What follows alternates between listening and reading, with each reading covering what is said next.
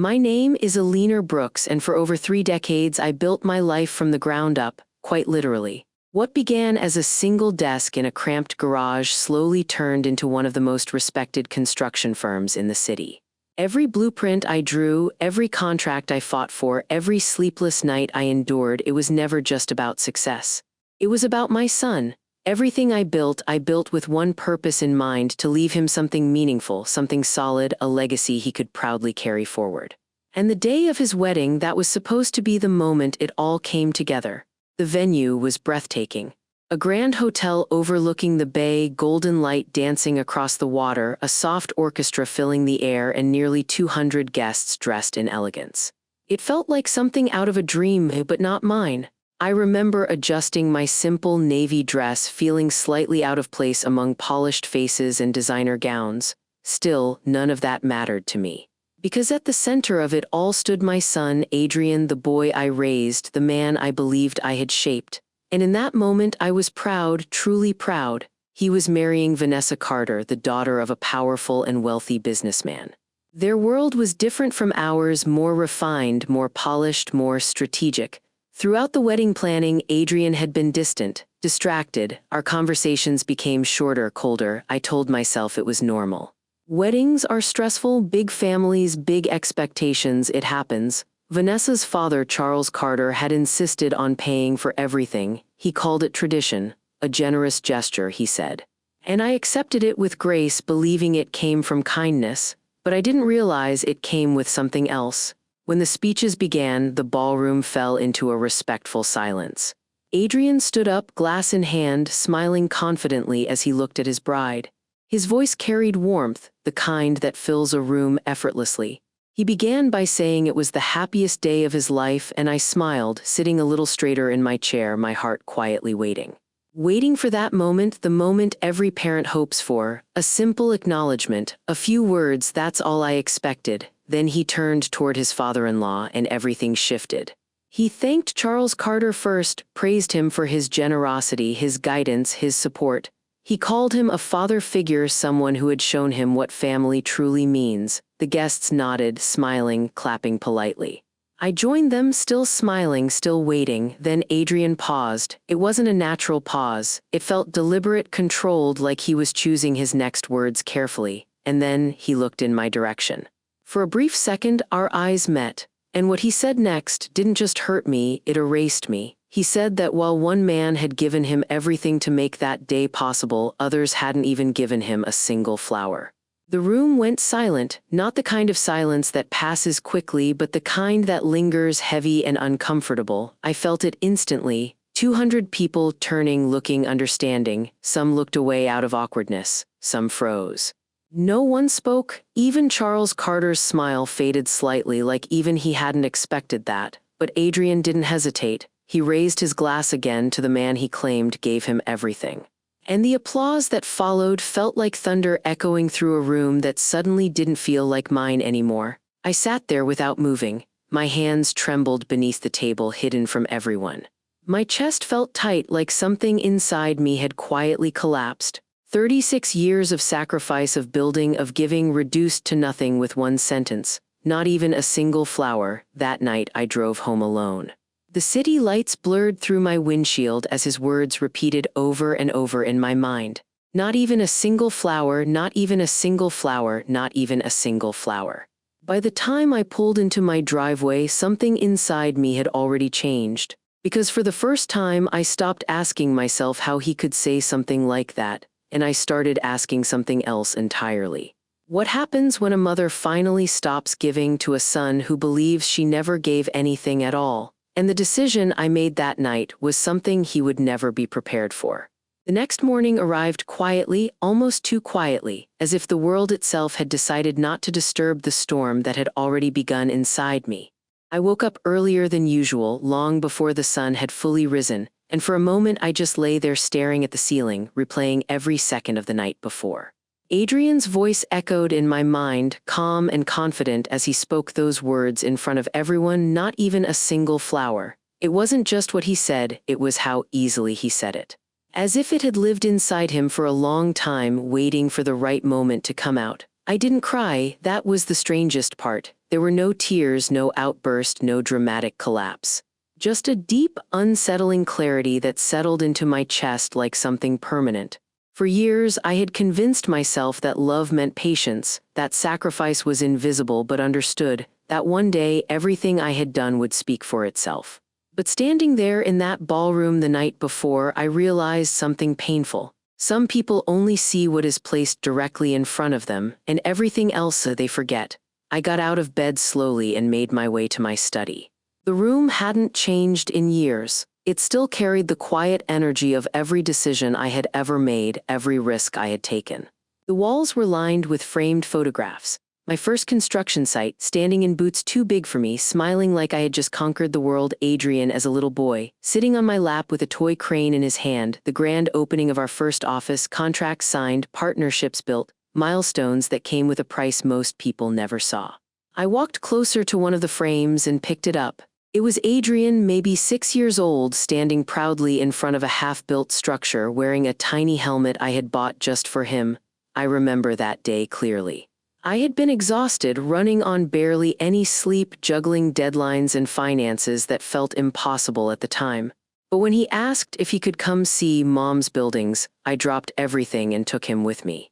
He had looked at me like I was a hero, and somewhere along the way, that look disappeared. My phone rang, breaking the silence. The screen lit up with a name I trusted: Daniel Reed, my lawyer. He rarely called this early unless something important was on his mind. I answered, my voice steady. I heard about the wedding, he said carefully, as if choosing each word with caution. Are you all right? I paused for a moment before answering. Yes, I said, and for the first time in my life I meant something very different by that word. There was a brief silence on the line, and then I said something that even surprised me. I want to sell the company. The silence that followed was heavier this time, not confusion, not disbelief, but understanding. Daniel had known me long enough to recognize when I had made a decision that wouldn't change. Alina, he started gently, this isn't just a business, this is your life's work. I know, I replied calmly, and it was never meant to end with me. That was the truth I had carried for years. Every late night, every expansion, every opportunity I chased, it was all leading toward one thing: a future where Adrian would step in, take over, and carry everything forward.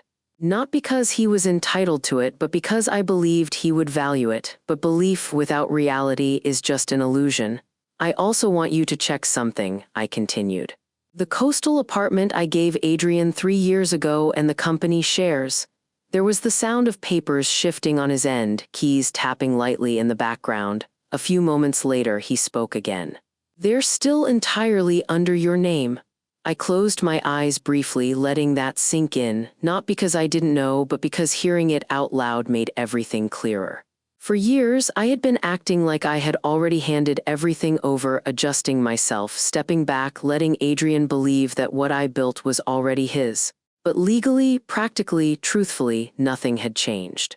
Prepare the documents, I said quietly. Everything. There was no hesitation in my voice, no doubt, just a calm certainty that had replaced the confusion of the night before. Because I finally understood something that most people learn too late. Respect is not something you ask for, it's something you stop giving yourself away without.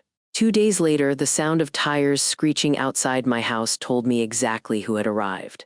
Adrian had always driven like that when he was upset, fast, impatient, as if the world should move at his pace. The front door opened without knocking. Some habits never change. Mom, his voice echoed through the hallway, sharp and urgent. Tell me this isn't true. I was sitting in the living room, calm, composed, as if I had been expecting this moment because I had. He walked in quickly, his face tense, eyes filled with a mix of anger and disbelief. Vanessa followed behind him, quieter, her expression more cautious, almost like she already understood something Adrian hadn't yet accepted. I just spoke to Daniel, Adrian continued. He said you're selling the company, that you've frozen everything, that you... Yes, I interrupted gently, just one word, but it was enough. He stopped mid-sentence, clearly not expecting that answer. You can't be serious, he said, his voice rising slightly. This is my future we're talking about. I looked at him steadily. No, I said calmly, it's not. The room went still. It was never your future, Adrian, I continued. It was your inheritance. He frowned, confused, frustrated. That's the same thing. No, I replied quietly. It isn't. There was a difference he had never taken the time to understand. A future is something you build, and inheritance is something you receive. And somewhere along the way, Adrian had stopped believing he needed to build anything at all. This is because of the wedding, isn't it? He said, trying to regain control of the conversation. I told you that was just don't, I said, not raising my voice but stopping him completely, because I didn't want excuses, I didn't want explanations, I wanted truth. What you said wasn't a mistake, I continued. It wasn't pressure, it wasn't a misunderstanding. I paused, letting the weight of my words settle. It was how you really feel. He opened his mouth to argue, to deny it, but no words came out because deep down he knew. You think I gave you nothing, I said softly, so I'm simply honoring that belief. His expression shifted then. The anger didn't disappear, but something else appeared beneath it. Fear, real, undeniable fear. You're taking everything from me, he said, his voice lower now, less certain, and for the first time I shook my head. No, Adrian, I replied calmly. I'm giving you exactly what you said I always gave you. Nothing. The silence that followed was heavier than anything that had come before. Vanessa looked at him, then at me, as if she was witnessing something she hadn't expected to unfold this way. There's more, I added. His eyes snapped back to mine.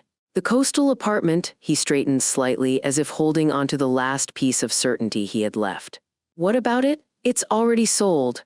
That was the moment everything truly hit him, not just the company, not just the money, but the realization that nothing he thought he owned was ever really his.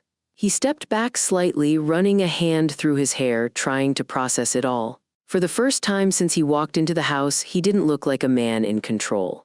He looked like someone who had just lost something he never realized he needed to earn. You can't do this, he said again, but this time it sounded different, weaker, less certain, but I didn't respond. Because there was nothing left to explain. When they finally left, the house fell silent again. But this time, the silence didn't feel heavy. It felt clear, like a space that had been crowded for too long had finally been emptied.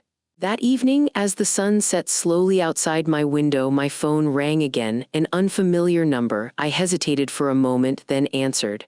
Mrs. Brooks, a calm, measured voice said on the other end. This is Charles Carter, Vanessa's father. I hope I'm not calling at a bad time, he continued. I looked out the window, watching the fading light. No, I replied quietly, not at all. There was a brief pause before he spoke again. I heard what happened, he said. At the wedding and after. I didn't respond because I wasn't sure what he was calling for, but then he said something unexpected. Respect, he said slowly, is something most people only understand after they lose it. I stayed silent, but something about his tone told me this wasn't just a conversation. It was a warning, or maybe an acknowledgement. And what he said next made me realize that my decision was only the beginning. That night, after my conversation with Charles Carter, I didn't feel shaken, I felt confirmed. His words didn't change my decision, they strengthened it. For years, I had built everything with intention, with discipline, with a vision that extended beyond myself. But now, for the first time, I was making a decision that was entirely for me. The next few days moved quickly, almost effortlessly. The legal process began, buyers were contacted, valuations finalized, and within weeks, the company I had spent decades building was no longer mine. Surprisingly, I didn't feel loss, I didn't feel regret. What I felt was something unfamiliar, something light, like I had been carrying a weight for so long that I forgot what it felt like to put it down. I didn't tell many people about my next step. There was no announcement, no farewell gathering, no dramatic goodbye. I simply packed what mattered, some clothes, a few personal items, and the memories I chose to keep, and left the city behind. I moved to a quiet desert town, far from the noise, far from expectations, far from the life that had once defined me. The mornings there were different. Slower. The sun rose gently over endless stretches of land, painting the sky in colors I had never taken the time to notice before. I would sit on a small terrace with a cup of coffee, listening to the silence, and for the first time in years, that silence didn't feel empty. It felt peaceful. Weeks passed, and life began to take on a new rhythm. I started doing things I had postponed for years. I read books without checking the time. I walked without thinking about deadlines. I allowed myself to exist without constantly building, fixing, or proving something. It was in that stillness that I realized how much of myself I had given away, not just to my work, but to the idea that my worth was tied to what I could provide for someone else. And now, without that pressure, I was beginning to rediscover who I was without all of it. Then one evening, my phone buzzed, a message, Adrian. I stared at his name for a long moment before opening it. It was short, simple, and unlike anything I had ever received from him before. He apologized, not in a rushed or defensive way, but in a quiet, direct way. He said he had been trying to find work, going from one place to another, facing rejection after rejection. He admitted that every interview reminded him of how unprepared he was, how much he had relied on something he never earned. A second message followed hours later, this time from Vanessa. She wrote that things hadn't gone the way they expected, that the life they imagined had started to fall apart under pressure, and that Adrian was beginning to understand things he had never taken seriously before. I didn't respond. Not because I didn't care, but because some realizations need time to settle. Words are easy, change is not. Months went by, nearly 4, and then one afternoon there was a knock at my door. I already knew who it was before I even opened it. Adrian stood there, but not as the man I last saw. The confidence he once carried so effortlessly was gone. His clothes were simple, his posture quieter, his eyes honest in a way I had never seen before. His hands looked rough, like he had finally learned what effort feels like. For the first time in his life, he didn't come asking for anything. He came to apologize, and this time there were no excuses behind his words. He told me everything, the struggle, the rejection, the reality of starting from nothing. He admitted that he had confused privilege with achievement, that he had mistaken access for success. He said he finally understood what it meant to build something and how difficult it truly is. I listened, not as a woman who had been hurt, but as a mother who had been waiting for her son to finally grow. And when he finished, I made something clear. I wasn't going to give him everything back, because that would erase everything he had just learned. Instead, I gave him something far more valuable, a chance, a small business opportunity. Nothing compared to what I had before. No shortcuts, no instant success, no safety net large enough to carry him, just a foundation and one condition. He would build it himself, from the ground up, and this time he didn't hesitate. He agreed immediately, not because he had no other option, but because, for the first time, he understood the value of earning something instead of expecting it. The process wasn't easy, it wasn't fast. There were setbacks, long hours, moments where it would have been easier to quit, but he didn't. He stayed, he worked, he learned, and slowly something began to change, not just in his circumstances, but in him. A year later, I saw the difference. Not in what he owned, but in how he carried himself. There was humility where there had once been entitlement. There was patience where there had once been expectation. And for the first time in a long time, there was respect. 2 years later, we stood together in a modest office space. Not a grand company, not a legacy handed down, but something real, something earned. And in that moment, I realized something I hadn't understood before. Sometimes, giving everything to someone is the very thing that prevents them from becoming anything. One afternoon, as we sat across from each other after a long day, I reached into my bag and placed a single white flower on the table between us. He looked at it, confused at first, and then slowly he understood. It wasn't just a flower, it was a reminder of what he once dismissed, of what he had to lose to finally understand its worth. People often ask me if I regret what I did, selling everything, walking away, letting my son face the consequences of his own choices.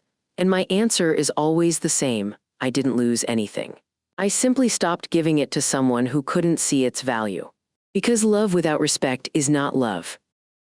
And sometimes the only way to teach someone the value of what they have is to let them experience life without it.